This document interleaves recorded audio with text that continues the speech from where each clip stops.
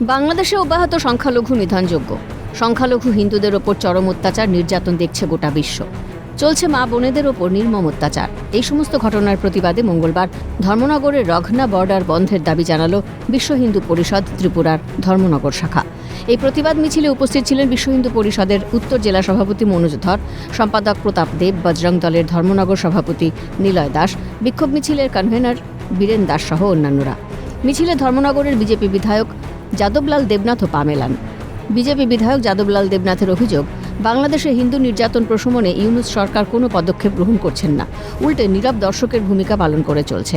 সরকারের এই ধরনের কার্যকলাপের তীব্র নিন্দা ও প্রতিবাদে এই প্রতিবাদ মিছিল। আমাদের হিন্দু পরিবারগুলা বাংলাদেশে সংকটাপন্ন অবস্থায় আছেন। ইউনূস সরকার তার জন্য কোনো পদক্ষেপ নিচ্ছে না। এত বর্বরোচিত আক্রমণ আজকে বাংলাদেশের মধ্যে হচ্ছে, কিন্তু বাংলাদেশ সরকার নীরব দর্শকের ভূমিকা পালন করছে। আমরা তার তীব্র নিন্দা জানাই, তীব্র প্রতিবাদ জানাই। ইতিমধ্যে যদি বাংলাদেশ সরকার এগুলো বন্ধের জন্য কোনো পদক্ষেপ গ্রহণ না করেন, আমরা ভারতবর্ষের বিভিন্ন জায়গায় আমাদের প্রতিবাদ চলবে বাংলাদেশের সরকারের বিরুদ্ধে। আমরা আন্দোলন তীব্র থেকে তীব্রতর করব। এই নির্যাতন বন্ধে বাংলাদেশ সরকারের ওপর চাপ সৃষ্টি করার জন্য ভারত সরকারের কাছে আবেদন জানান তিনি। এই নির্যাতন বন্ধে বাংলাদেশ সরকার যদি কোনো পদক্ষেপ গ্রহণ না করে, তবে দেশের বিভিন্ন স্থানে এর বিরুদ্ধে তীব্র প্রতিবাদ চলবে বলেও হুঁশিয়ারি দেন বিজেপি বিধায়ক।